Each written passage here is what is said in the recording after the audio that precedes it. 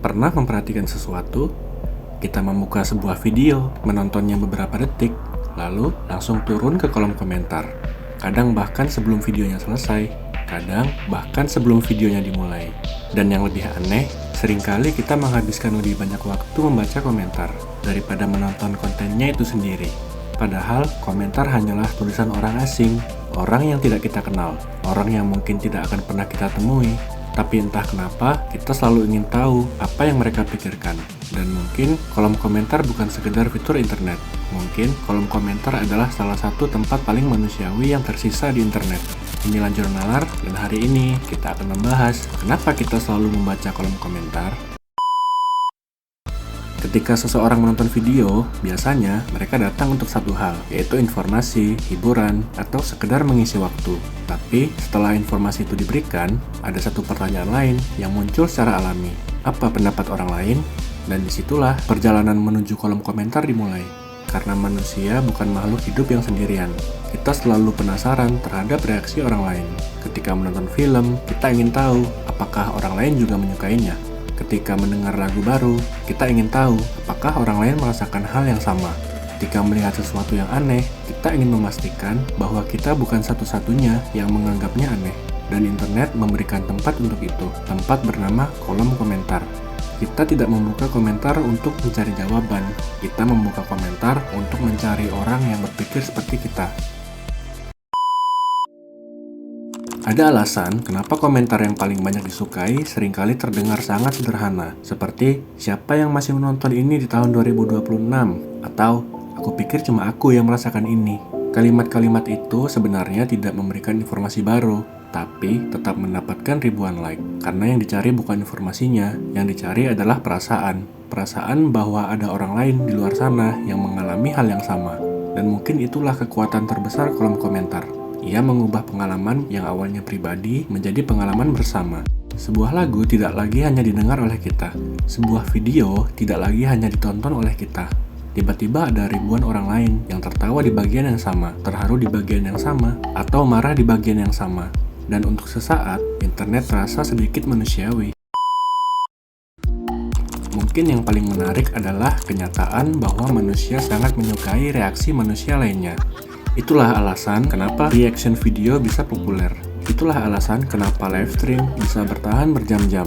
Dan itulah alasan kenapa komentar terasa menarik. Karena setelah melihat sebuah konten, kita ingin melihat reaksi orang lain terhadap konten itu. Seolah-olah pengalaman belum benar-benar selesai sampai kita tahu apa yang dipikirkan orang lain. Kadang komentar lucu membuat video menjadi lebih lucu. Kadang komentar sedih membuat lagu menjadi lebih menyentuh. Dan kadang komentar justru lebih menarik daripada kontennya sendiri.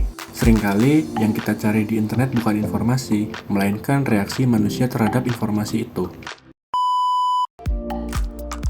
Tanpa sadar, internet mengubah cara kita berpikir.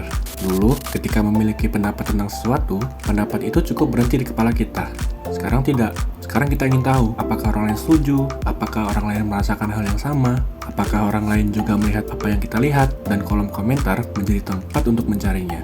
Karena manusia selalu memiliki kebutuhan untuk merasa benar, atau setidaknya merasa tidak sendirian. Makanya, ketika menemukan komentar yang mewakili isi pikiran kita, ada rasa puas yang sulit dijelaskan, seperti menemukan seseorang yang berhasil mengubah pikiran kita menjadi kalimat. Mungkin cara terbaik memahami kolom komentar adalah dengan melihatnya sebagai cerita kedua. Video adalah cerita pertama, komentar adalah cerita berikutnya. Kadang sebuah lagu di YouTube memiliki ribuan kisah pribadi di bawahnya. Kadang video lama memiliki komentar orang yang kembali setelah bertahun-tahun.